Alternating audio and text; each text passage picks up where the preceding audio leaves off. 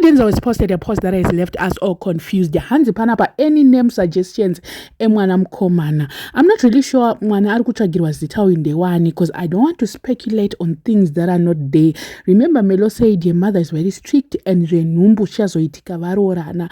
Handiti pavanoenda kuma holidays vanotonyatsotiratidza kuti vari like they sleep in separate bedrooms and havasati vakuita zvese izvozvo zvevanhu vakuru. So zvenhumbu zviri kutaurwa nevanhu kuti congratulations, I don't think kuti mwana ari kutsvagirwa zita uyu ndewavo. But manje mazita acho ari kusuggestwa nevanhu panapa maZimbabweans ndakutadzai hangu. Anzi mwana uyu anofanira kunzi Genius in memory of his granddad. Imagine you're asking for names probably for someone else, for a relative or something. Wonzwa kuti hanzi mwana uyu anofanira kunzi Genius in memory of his sekuru.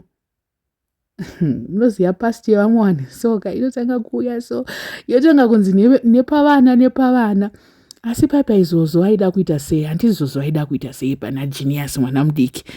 Imagine kuti Genius would have been 40, I think one going about 15 years difference or so.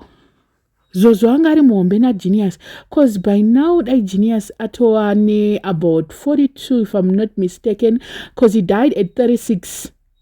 That is in 2020. So totichi gore rinori anofana ari kuma 42 if I'm not mistaken, there about kokogo. So hanzi mwana nganzi Genius uyu, and then vamwe vari kuti hanzi mwana nganzi Tapiwa.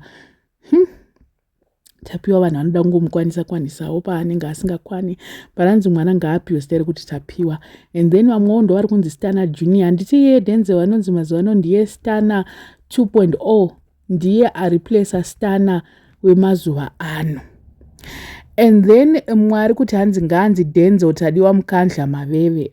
Ina handichambozvizivawo kuti zviri kupindira pesa apa kunzi hanzi nganzi Denzel Tadiwa kudenha kwacho Promax chaiko kuri panapa. And I don't think if Melo is pregnant they'll come on social media and talk about it, because zvinenge zvadiscredita zvinhu zvakawanda zvavakataura about their relationship, telling us. So by all means, I'm sure they will avoid Renumbu. They will avoid to even announce such news kwatiri. Ndo zvandinofungawo. Amen. I don't know, but I don't think kuti nhumbu inganzi inhumbu yavo. Kana kuti mwana uyu anganzi ari kutsvagirwa. Or they're just posting for attention. Vadangoti titaure nothing more. Munongomuziya Denzel ne-attention mazuva ano naMelo vacho vese aiyo vakaita kusangana attention vanoida zvekutodaro. So they might be testing people, they might be posting for attention.